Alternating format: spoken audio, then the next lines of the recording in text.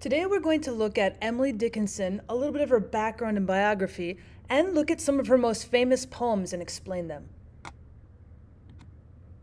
So Emily Dickinson was born in a Puritan family off in Amherst, Massachusetts in 1830. Now her father was a famous lawyer and businessman and eventually will be elected into Congress.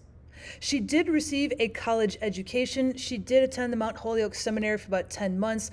We're not quite sure why she left. Perhaps she was homesick. We can see in her letters that she desperately missed her brother and sister. She lived a leisurely and simple life, and she kept single all of her life. She actually stayed in her parents' home her entire lifetime. Now, she enjoyed gardening and, of course, writing, and she tried to avoid visitors. So she wrote 1,775 poems that we're aware of, but only 7 of them were published in her lifetime. And before her death, Emily asked her sister to burn all of her poems, all of her letters, everything. However, her sister, even though she burned most of the letters, did publish her beautiful poems. So a little bit about the background about Emily Dickinson. She was born in Amherst, Massachusetts on December 10th, 1830, and basically was the best poetess that America has ever created. It's very hard to argue, of course, because in the 19th century, there hardly were any female poets. But when we start looking at how many times she has been anthologized, how many times we've seen her in our culture and society, she's had plays written about her, she's had movies written about her, she has a TV series now written about her. Arguably, Emily Dickinson is one of the greatest American female poets ever created. Now, she was a daughter of a prominent lawyer and politician, and she didn't receive much formal education, but she did read widely at home. Actually, during the narrow span of her lifetime, she kept staying at home except for a few short trips to Boston or Philadelphia as a younger woman. Now, Emily Dickinson actually was a witty woman. She was quite sensitive, but she was also full of humanity and with an absolute genius for writing and especially for writing poetry. Now, while she was living in almost total seclusion, she wrote in secret whatever she was able to feel, to see, to hear, and whatever she was able to imagine. And of course, she wrote whenever and wherever around her home. Although she guarded her poems even from her family, 1,775 poems were discovered and published after her death. However, as the only noteworthy woman poet in American literature of the 19th century, she had only 7 of her poems published during her lifetime, and it was not until the beginning of the 20th century that her genius was finally widely recognized. So let's take a look at some of her more famous poems and have a little bit of a chat about them. The first one we're going to look at is Because I Could Not Stop for Death by Emily Dickinson. Because I could not stop for death, he kindly stopped for me. The carriage held but just ourselves and immortality. We slowly drove, he knew no haste, and I had put away my labor and my leisure too, for his civility. We passed the school where children played, their lessons scarcely done. We passed the fields of gazing grain, we passed the setting sun. We paused before a house that seemed a swelling of the ground. The roof was scarcely visible, the cornice but a mound. Since then, 'tis centuries, but each feels shorter than the day I first surmised the horses' heads were toward eternity. So when we look at stanza 1, it sounds like she's meeting the angel of death in the image of a kind person. This person comes in a carriage to take her away, and for the sake of immortality and for the poet, it seems like he is very kind, very gentlemanly, very civil as he comes for her in stanza 1. Now in stanza 2, basically for the poet to show their politeness to the god of death, they gave up their work and their enjoyment of life. He has come with the carriage and has invited her in, and to show politeness, to show that as long as he's being civil, so will I give up my work and I give up my enjoyment.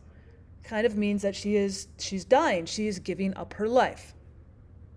In stanza 3, now here is where the journey begins. The journey of our carriage implies the experience of human life. When we go back to the school, we pass the school, it's implying the time of childhood, like she's looking back at her lifetime.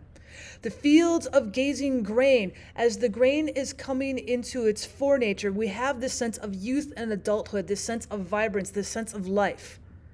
And then you have the setting sun. The setting sun is getting this idea of things are almost done, like your day is almost done, and that's perhaps a meaning for old age. In stanza 4, we may say the sun sets before we reach the final destination. As night falls, death will then arrive. And she says, I felt a fear and chilly after death, for my shroud is thin and my scarf too light, giving the sense that you're going to be chilled as if the ground is chilled, or maybe perhaps with death, there is no warmth and depth. Now, despite the description of death, the usual gloomy and horrifying atmosphere is lightened by the poetess with elegantly fluttering clothing that she describes. Despite saying that she feels a little bit chilly, there's no horrifying atmosphere. There's no sense of, I don't want to. There's no sense of fear. And then in stanza 5, now we're looking at several centuries have passed since the arrival of death. However, the poet says, I felt it shorter than a day. So centuries or one day passing, it does not matter. They all feel the same. And so she says, on that day, I suddenly realized that death is just the starting point for eternity, and the carriage heads you towards it.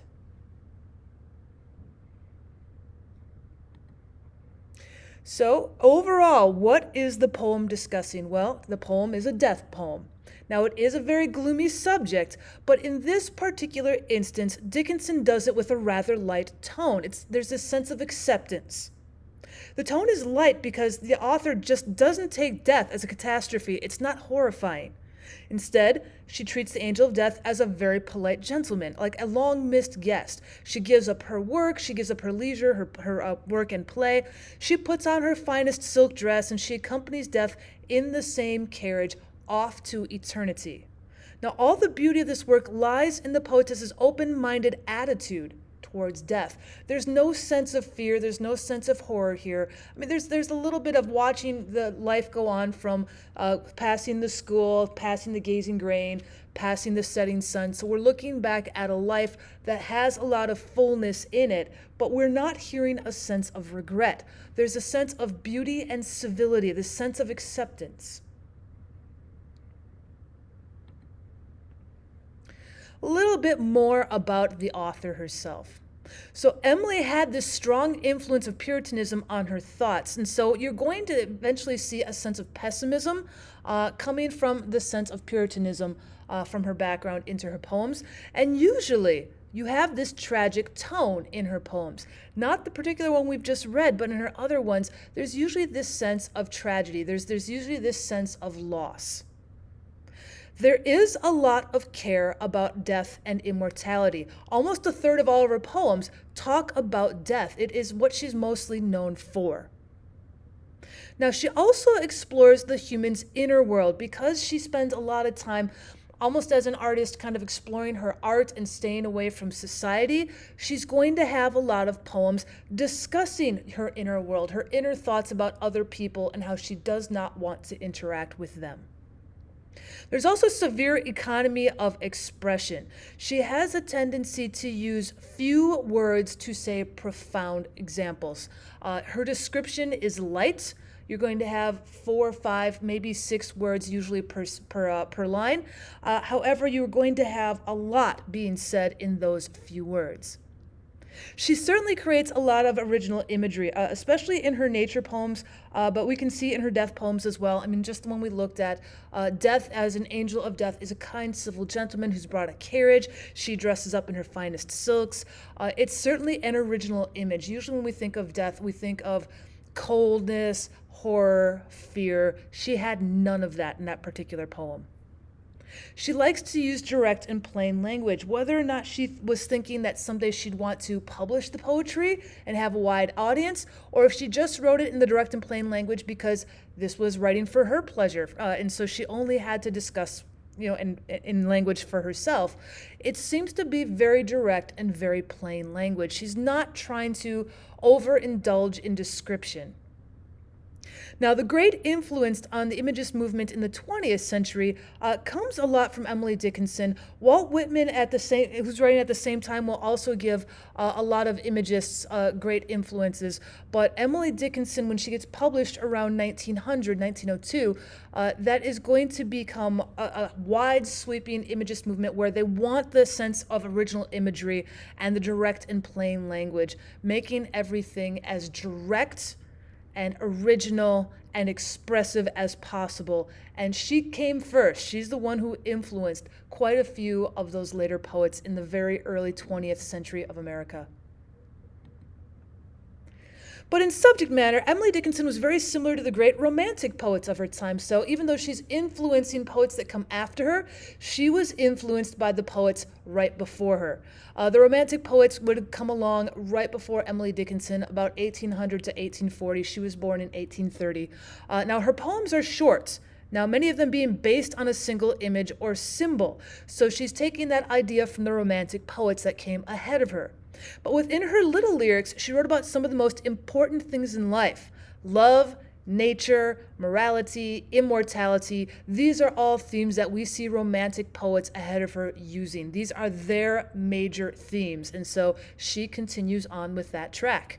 Now, she also writes about success, which she thought she'd never achieved, and she would also write about failure, which she considered her constant companion. Now, she wrote these things so brilliantly that she's now ranked as one of America's greatest poets and great influencing of poets even today, well after the Imagist movement, well into our contemporary poets today.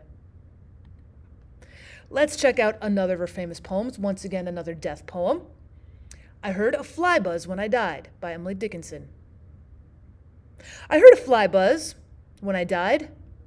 The stillness in the room was like the stillness in the air between the heaves of storm. The eyes around had wrung them dry, and breaths were gathering firm for that last onset, when the king be witnessed in the room. I willed my keepsakes, signed away what portion of me be assignable. And then it was, there interposed a fly, with blue, uncertain, stumbling buzz, between the light and me. And then the windows failed, and then I could not see to see. So in the first stanza, you automatically get put into a scene of death. There's a person who is dying, and they hear the buzz of a fly, which reminds them of the stillness in the air, how quiet everything is, that you actually can hear the buzzing of a fly. In stanza 2, before the absolute power of death, you feel so helpless. The relatives and the friends are feeling helpless. Nobody could do anything more than just gather around the dying person. They're tearless, they're breathless, basically waiting and watching for the arrival of death. So the narrator in stanza 3 says, when they were abandoning this material world, then the fly comes to them. So now that everybody else has become still, there's no tears, you can't hear anybody breathing, everybody's just waiting for death to arrive. As the person dying is lying there in the absolute silence, the fly comes to them. What does that mean? Well, we have a description of the moment of death, according to Emily Dickinson.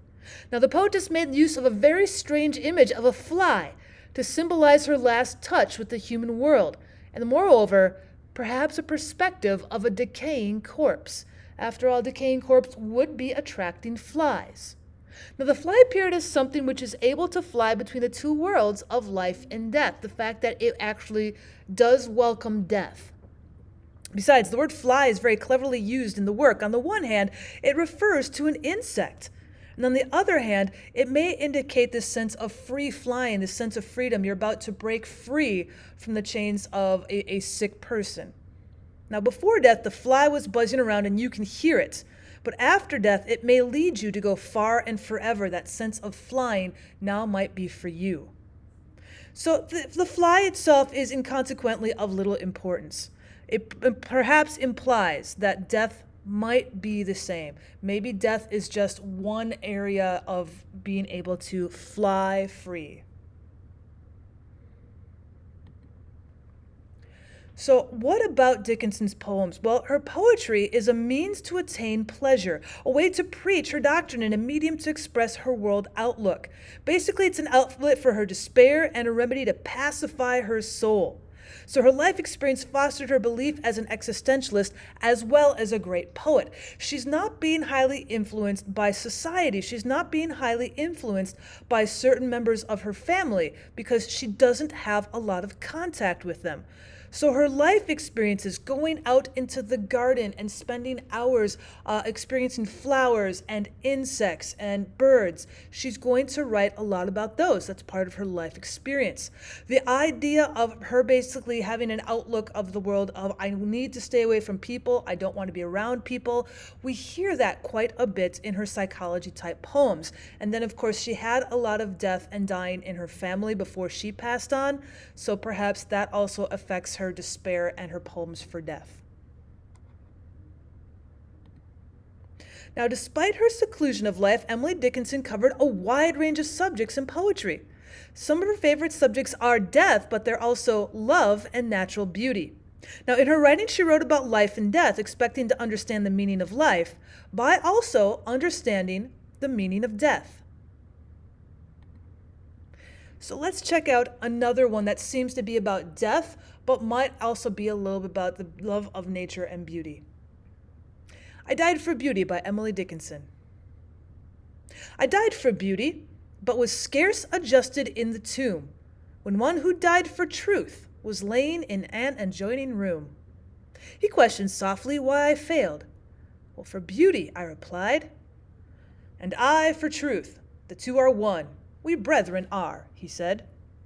And so, as kinsmen met a night, we talked between the rooms, until the moss had reached our lips and covered up our names.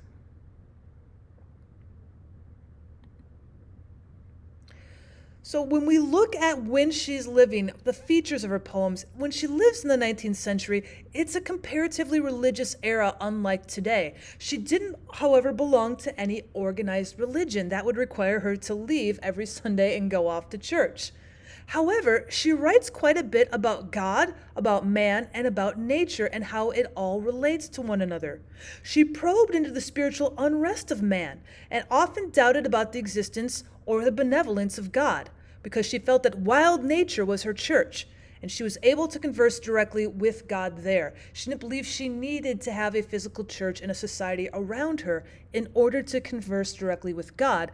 Her wild nature, she felt, was more than enough. Now, Emily Dickinson was a poet who could express feelings of deepest poignancy in the terms of the true and wide saying, often in an aphoristic style. Now, her jet-like poems are all very short, but they're also very fresh and very original. The imagery is quite original. This plain and direct writing is quite original for the time. And it's marked by the vigor of her imagery, the daring of her thought, and the beauty of the expression. Let's check out another one. Tell All the Truth, but Tell It Slant by Emily Dickinson. Tell all the truth, but tell it slant. Success in circuit lies. Too bright for our infirm delight, the truth's superb surprise. As lightning to the children eased with explanation kind, the truth must dazzle gradually, or every man be blind. Look at the alliteration that we have through here. Tell all the truth, but tell it slant. Not only alliteration, but even consonants. We've got T's at the beginning and T's at the end of the sentences. We also have assonants with success in circuit lies. We have these I's and these U's throughout. So she's picking her words very deliberately. She wants to have an expression not only in the content, but the context itself. The words that she's choosing gives us that sense of rhythm and meter without having to have her count out syllables. Too bright for our infirm delight. Bright and delight. The truth's superb surprise. Look at the S-U sounds. So there's a lot of times that she's looking specifically at words and picking them out for the literal sounds that they make. So Emily Dickinson wrote in the conventional metrical form, but she doesn't always strictly observe the rules of versification.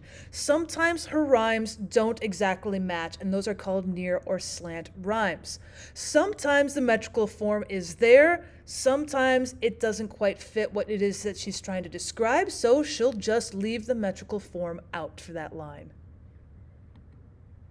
Now, she's defamiliarized conventional poetic form, and she's deliberately overusing capitalization and dashes at times, sometimes to make her poems look strange. Now, we're not quite sure exactly why she uses dashes where she does and why she uses so many of them. We know she capitalizes all of her lines, but sometimes she capitalizes words in the middle of lines where perhaps capitalization is not necessary.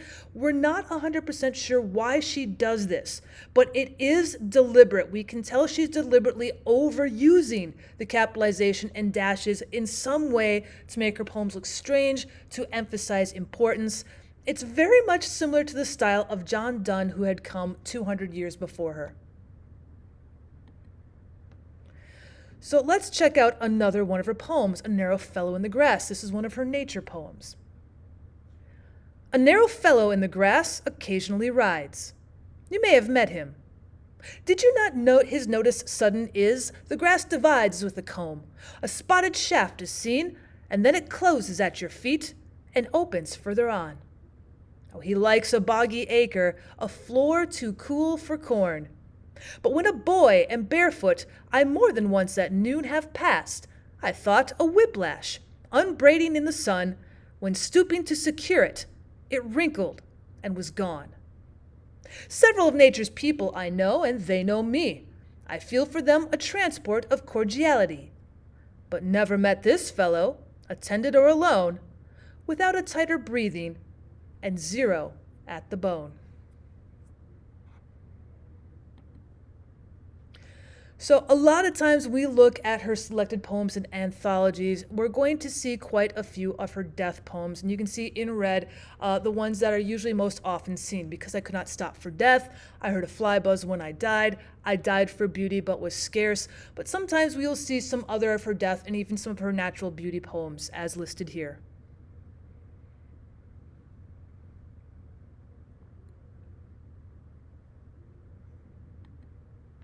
Thanks so much for stopping by, guys. If you liked this, please give this a like. Please help me subscribe to my channel. And if you want to see other videos, please go back and check my other videos out.